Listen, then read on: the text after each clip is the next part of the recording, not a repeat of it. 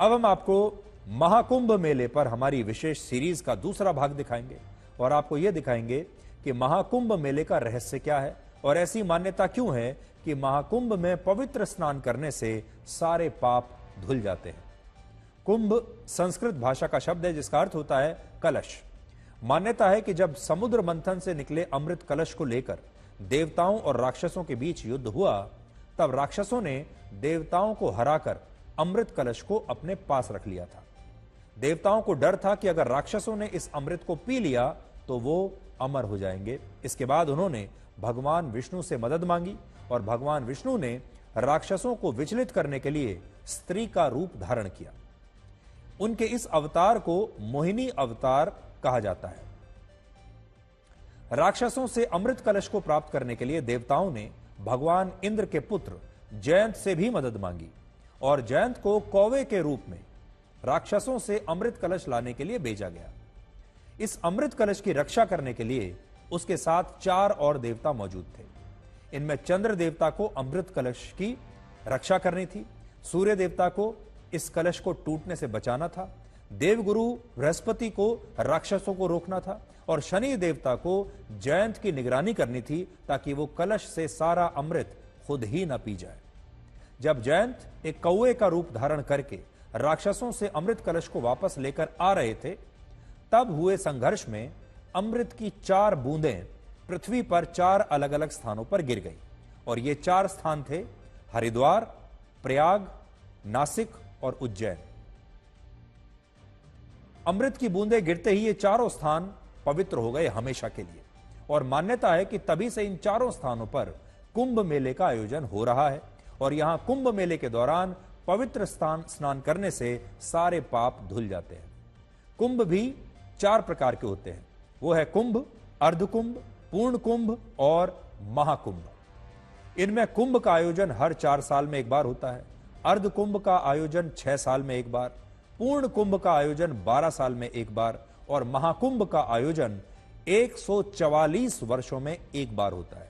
तो अभी जो महाकुंभ आ रहा है, इस बार प्रयागराज में महाकुंभ का जो आयोजन हो रहा है ये 144 वर्षों में एक बार होता है और इसके पीछे वैज्ञानिक आधार भी है। पूर्ण कुंभ 12 साल में इसलिए एक बार होता है क्योंकि जुपिटर यानी बृहस्पति ग्रह को सूर्य का एक चक्कर लगाने में लगभग 12 वर्ष लगते हैं। लेकिन जब 12 पूर्ण कुंभ 144 वर्षों में पूरे होते हैं तो इस योग पर महाकुंभ का आयोजन होता है और इस बार भी प्रयागराज में यही महाकुंभ हो रहा है।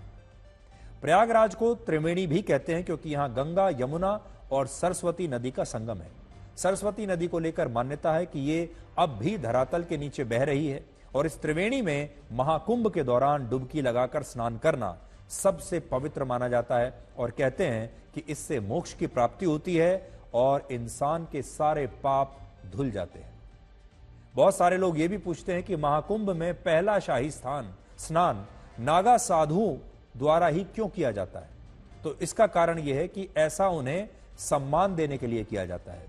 जब गुरु आदि शंकराचार्य ने नागा साधुओं की एक टोली बनाई तब उनका उद्देश्य सनातन धर्म की रक्षा करना था।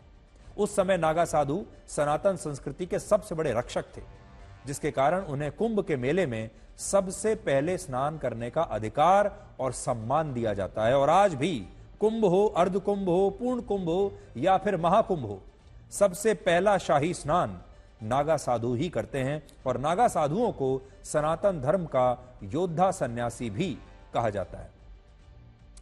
अब आप प्रयागराज से हमारी आज की यह विशेष रिपोर्ट देखिए, जहां 13 जनवरी से शुरू होने वाले महाकुंभ की सारी तैयारियां हो चुकी हैं। हम इस वक्त प्रयागराज के इस कंट्रोल रूम में हैं, जहां पर तकरीबन 3000 के आसपास कैमरे लगाए गए हैं और इस कैमरे से पूरे महाकुंभ की और साथ साथ लगभग पूरे प्रयागराज की निगरानी हो रही है। ये वो कंट्रोल रूम है जहां मेरे पीछे अगर आप देखेंगे तो कई बड़े बड़े स्क्रीन लगाए गए हैं और शहर से लेकर महाकुंभ का एक एक कोना कोना, एक एक चप्पा चप्पा इस कैमरे में दर्ज है। यही नहीं, अगर कहीं भी कोई संदिग्ध चीज या कहीं ट्रैफिक जाम या फिर ऐसा लगे कि कहीं भगदड़ की स्थिति है तो यहीं से बैठे बैठे हर चीज न सिर्फ मॉनिटर होती है बल्कि यहां से वापस संदेश भी भेजा जाता है। तकरीबन 2700 कैमरे लगाए गए हैं, 206 पब्लिक अनाउंसमेंट सिस्टम लगाए गए हैं पूरे शहर में, जिसके जरिए यहीं से संदेश भी भेजा जाता है।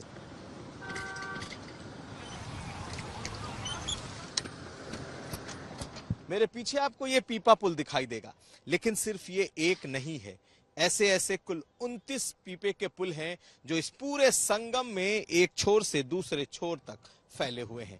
आने और जाने के लिए अलग अलग पुलों का ये इस्तेमाल होगा और ये दरअसल ये जो पीपे के पुल हैं यही पूरे संगम की लाइफलाइन है, क्योंकि करोड़ों लोग जब इस संगम में आएंगे तो इस पार से उस पार यानी कि झूसी और अरैल का जो इलाका है उससे अगर संगम नोज तक उन्हें आना है या फिर उन्हें किले तक आना है, अक्षय वट, लेटे हनुमान तक आना है, तो यही वो जगह होगी, यही वो पुल होंगे जिससे कि तमाम लोग आएंगे जाएंगे।